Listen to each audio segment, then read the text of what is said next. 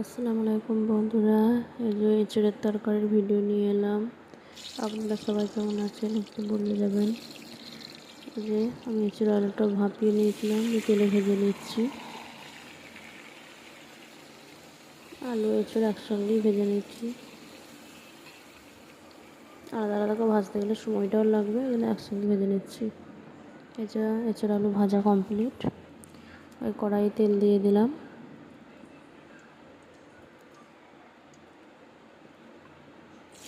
তেলের মধ্যে শুকনো লঙ্কা তেজপাতা দিয়ে দিলাম, পেঁয়াজ দিয়ে দিলাম।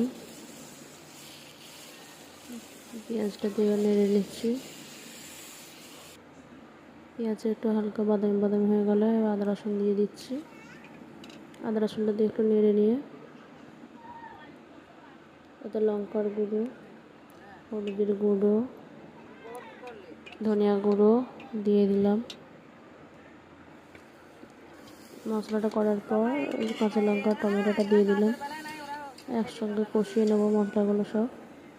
গা দিয়ে একটু হালকা পানি দিয়েছি, দিয়ে দিচ্ছি নুনটা। আর এটা ভাঙা ছোলার ডালটা দিয়ে দিয়েছি, ওটা আপনাদের দেখানো হয়নি। একসঙ্গে কষানো হয়ে গেছে মশলাটা। তারপরে ভাজা এঁচড় আলু সব দিয়ে দিলাম একে একে। দিয়ে এঁচড় আলুটা একসঙ্গে বেশ মশলাটার সঙ্গে আর একবার কষিয়ে নেবো ভালোভাবে।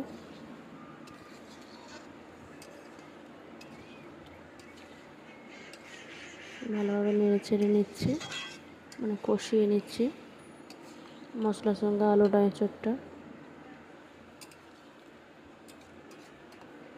একটু পানি দিয়ে দিয়েছি।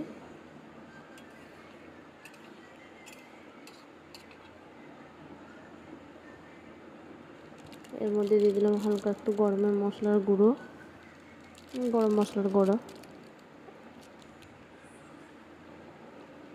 এই যে পানি দিয়েছি, এই যে ফুটছে, মানে আলুটা কিছুটার ভিতরে একটু কাঁচা দিলে ভালোভাবে সিদ্ধ হয়ে যাবে। এই যে আমার এঁচড় আলুর তরকারি প্রায় হয়ে এসেছে।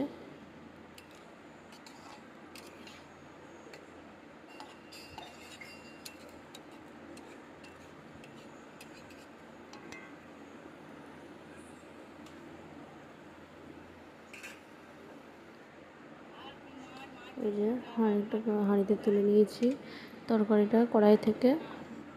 কড়াইয়ে তো কালি থাকে, ওই জন্য হাঁড়ির মধ্যে তুলে নিলাম। এঁচড় আলু তরকারি আমার রান্না কমপ্লিট। আপনারা সকলে ভালো থাকবেন। সকলকে আল্লাহ হাফেজ।